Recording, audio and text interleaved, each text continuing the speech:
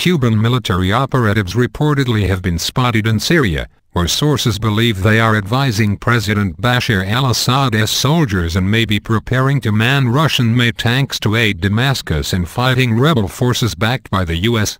General Leopoldo Sintra Frias, head of Cuba's armed forces, recently visited Syria to lead a group of Cuban military personnel joining forces with Russia in their support of Assad, according to information received by the University of Miami's Institute for Cuban and Cuban-American Studies. On Wednesday, a U.S. official confirmed to Fox News that Cuban paramilitary and special forces units are on the ground in Syria, citing evidence from intelligence reports. The official, who spoke on condition of anonymity, said Cuban troops may have been training in Russia and may have arrived in Syria on Russian planes. It would indicate that General Raul Castro is more interested in supporting his allies, Russia and Syria, than in continuing to normalize relations with the U.S.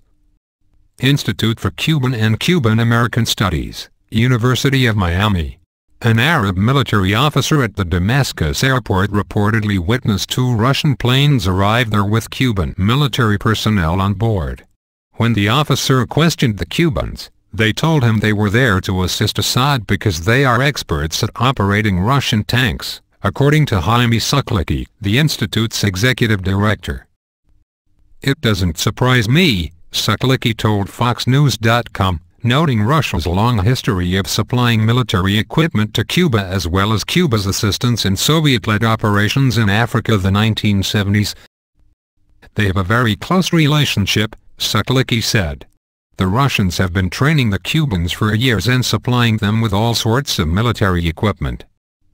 Syria's bloody civil war is in its 4th year and has so far cost an estimated 250,000 people their lives and sparked a humanitarian crisis as displaced refugees flee the embattled nation. The U.S. has called for the ouster of dictator Assad, and is supporting a rebel group known as the Free Syrian Army.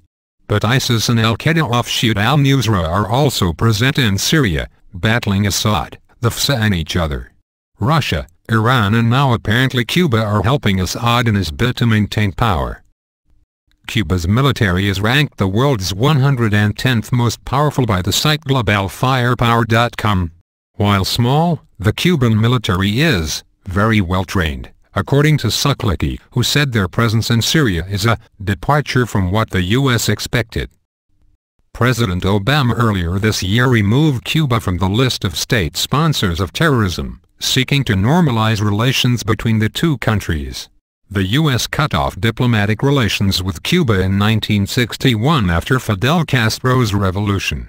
The U.S. spent decades trying to either actively overthrow the Cuban government or isolate the island, including toughening the economic embargo first imposed by President Dwight D. Eisenhower.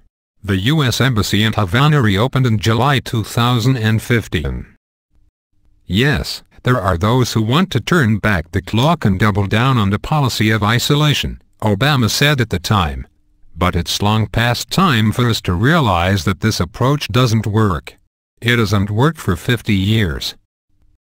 This is a historic step forward in our efforts to normalize relations with the Cuban government and people, and begin a new chapter with our neighbors in the Americas, Obama said in July from the White House Rose Garden.